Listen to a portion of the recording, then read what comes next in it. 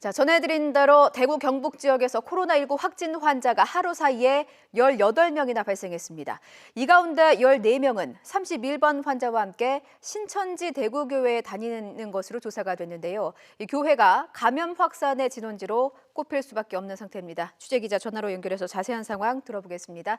허성준 기자. 네, 대구입니다. 네, 지금 대구의 상황은 어떻습니까? 네, 조금 전 보건당국의 발표를 보면 코로나19 환자가 5명 더 늘었습니다. 아직 이들의 구체적인 동선이 확인되지 않아서 언제 어디서 누구에게 감염될지 모른다는 불안감이 커지고 있습니다. 많은 시민이 외출을 자제해 거리는 눈에 띄게 한산해졌습니다. 대구 경북 지역 확진자 18명 가운데 15명은 31번 환자와 관련 있는 것으로 조사됐습니다. 14명은 31번 환자가 다니는 신천지 대구교회의 교인이고 1명은 병원 내 접촉자라고 보건당국은 밝혔습니다. 31번 환자는 의심 증상이 나타난 지난 9일과 16일 예배에 참석한 것으로 알려졌는데요. 31번 환자와 함께 예배에 참석한 사람은 1000여 명에 달하는 것으로 추정됩니다. 그런 만큼 앞으로 추가 환자가 크게 늘어날 가능성이 큽니다. 같은 곳에서 무더기로 확진 환자가 나오면서 집단 감염이 현실화했다는 우려도 나오고 있습니다.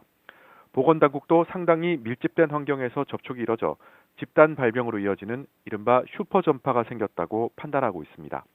하지만 31번 환자가 슈퍼 전파자인지 아니면 다른 감염자에게서 감염됐는지는 더 조사가 필요하다는 입장입니다.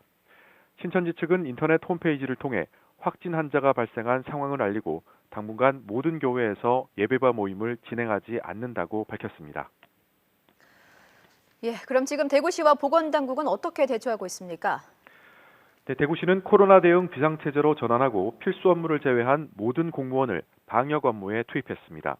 권영진 대구시장은 오늘 오전 기자회견을 열고 코로나19가 지역사회에 깊숙이 퍼져 있는 만큼 대구시 자체 역량으로는 극복하기 어렵다고 밝혔습니다. 그러면서 중앙정부 차원의 특별대책단 파견과 의료 인력 지원을 요청했습니다. 경상북도도 확진 환자 3명의 가족 등을 자가 격리하고 질병관리본부와 함께 감염 경위와 이동 경로 등을 조사하고 있습니다. 현재 발열과 폐렴 등의 증상으로 의심 환자가 입원한 경북대병원과 계명대 동산병원, 영남대병원 등 대구 경북 지역 대학병원들은 응급실을 모두 폐쇄한 상태입니다. 대구시 교육청은 지역 300여 개 유치원에 전면 휴업을 지시하고 열흘 앞으로 다가온 초중고등학교의 개학 연기도 검토하고 있습니다. 지금까지 대구에서 YTN 허성준입니다.